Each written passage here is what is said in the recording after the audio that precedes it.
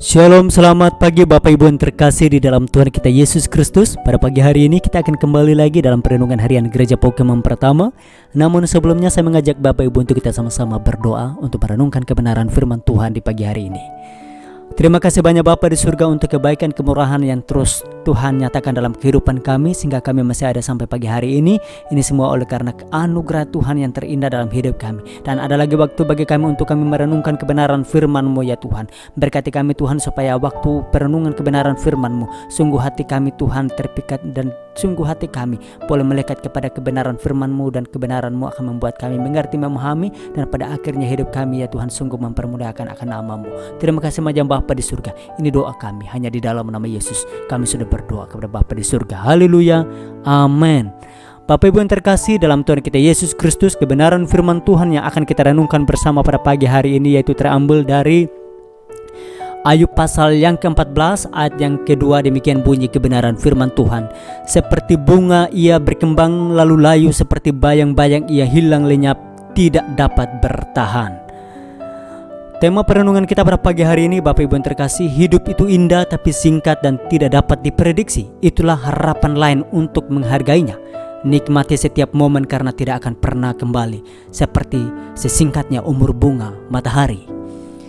Bunga matahari adalah bunga yang cukup unik. Soal keindahannya jelas tidak perlu dipungkiri, karena warna yang kuning cerah dan bentuknya yang menyerupai matahari memang terlihat beda jika dibandingkan dengan bunga-bunga lainnya. Selain bentuk fisik yang mirip matahari, ia pun selalu tumbuh mengikuti arah cahaya matahari. Hanya saja umurnya tergolong singkat, sekitar 6 bulanan saja. Begitu tidak menghasilkan bunga lagi, maka pohonnya pun akan segera mati, karena secantik apapun bentuknya, bunga matahari hanya bisa berbunga satu kali saja. Hidup kita pun sesungguhnya terbilang singkat, dan Alkitab setidaknya 2 kali menggambarkan singkatnya hidup kita seperti singkatnya umur bunga. Ayub mengatakan bahwa manusia itu selain singkat umurnya tapi juga dikatakan penuh problem. Sejak lahir manusia itu lemah, tidak berdaya, hidupnya singkat serta penuh derita. Kemudian Ayub menganalogikan usia manusia itu seperti bunga. Seperti bunga ia berkembang lalu layu, seperti bayang-bayang ia hilang lenyap dan tidak dapat bertahan. Dalam kitab Mazmur, bunga kembali dipakai sebagai analogi usia manusia yang singkat tersebut. Adapun manusia hari-harinya seperti rumput, seperti bunga di padang, demikianlah berbunga. Apabila angin melintasinya, maka tidak ada lagi ia, dan tempatnya tidak mengenalnya lagi. Mazmur 103 ayat 15-16. Seperti itulah dikatakan singkatnya usia kehidupan manusia. Musa menyebutkan masa hidup manusia idealnya 70 tahun, jika kuat 80 tahun. Katanya masa hidup kami 70 tahun dan jika kami kuat 80 tahun. Dan kebanggaannya adalah kesukaran, penderitaan, sebab berlalunya buru-buru dan kami melayang lenyap. Mazmur 90 ayat 10. Di samping itu, pada suatu hari nanti langit dan bumi pun akan lenyap. Tidak seorang pun yang tahu kapan hari itu tiba. Malaikat-malaikat tidak, anak pun tidak, hanya Bapa yang tahu. Matius 24 ayat yang ke-36. Dalam singkatnya umur manusia, pada suatu saat nanti kesempatan kita dalam menuruti perintah dan rencana Tuhan pun akan berlalu.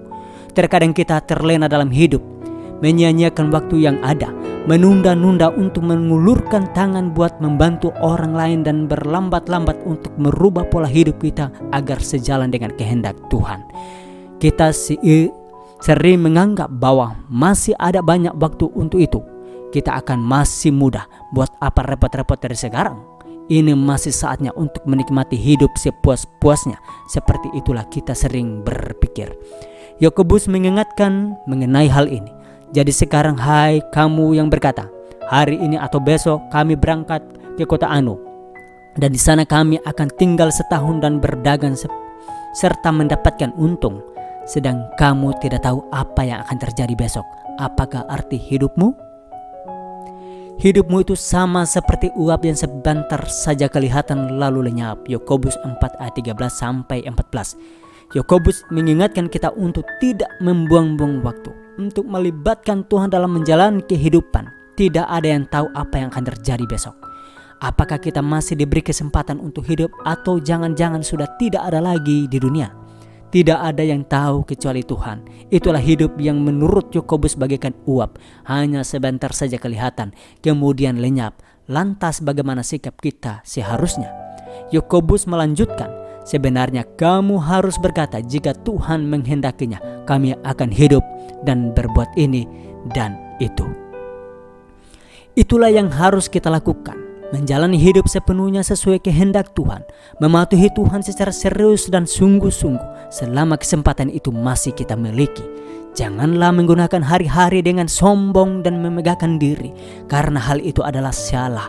Yakobus menutup bagian ini dengan, jadi jika seorang tahu bagaimana ia harus berbuat baik, tetapi ia tidak melakukannya, ia berdosa. Meski hidup ini singkat, pemazmur mengingatkan bahwa kasih setia Tuhan itu ada selama-lamanya dan berlangsung turun-temurun. Tetapi kasih setia Tuhan dari selama-lamanya sampai selama-lamanya atas orang-orang yang takut akan Dia, dan keadilannya bagi anak cucu, bagi orang-orang yang berpegang pada perjanjiannya dan yang ingat untuk melakukan titah-titahnya. Mazmur 103 ayat yang ke-17 sampai yang ke-18. Lihatlah bahwa janji Tuhan yang indah ini hanya berlaku bagi orang-orang yang takut akan Dia, berpegang pada perjanjiannya dan taat melakukan perintahnya. Jika kesempatan masih ada saat ini, alangkah baiknya jika kita memakainya dengan baik, menjalani hari demi hari mengikuti apa yang direncanakan Tuhan dalam hidup kita dan hidup dengan mengikuti segala ketetapannya. Memang Tuhan selalu memberi kesempatan bagi kita untuk berubah pola hidup yang salah.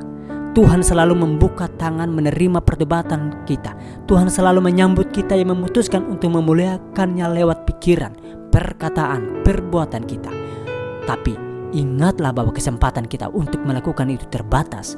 Terlena dalam kenikmatan hidup, menunda-nunda kesempatan, itu merupakan sifat negatif yang mungkin ada dalam diri setiap manusia.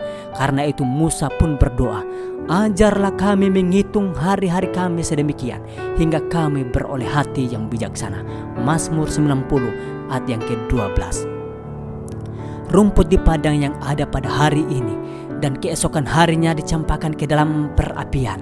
Lihatlah segala hal di dunia ini bagaikan rumput di padang yang pada hari ini berkembang indah, tetapi pada sore harinya rumput itu akan layu dan kehilangan bunga-bunganya, dan keesokan harinya dicampakkan ke dalam api. Inilah yang diperintahkan oleh Allah kepada Nabi Yesaya untuk dikhotbahkan sewaktu ia berkata kepadanya, menangislah. Dan aku berkata, apakah yang harus kutangisi? Segala daging adalah rumput dan segala kemuliaan bagikan bunga di padang. Adakah sesuatu yang Tuhan ingin kita lakukan saat ini dalam namanya? Sudah berapa lama kita tunda hal itu sejak Tuhan menanamkan dalam hati kita? Mungkin kita terlalu sibuk sehingga lupa untuk melakukan perintah Tuhan. Yang penting namun, ingatlah bahwa waktunya akan tiba. Kesempatan kita sungguh terbatas seperti bunga matahari yang singkat waktunya. Demikian pula dengan hidup kita.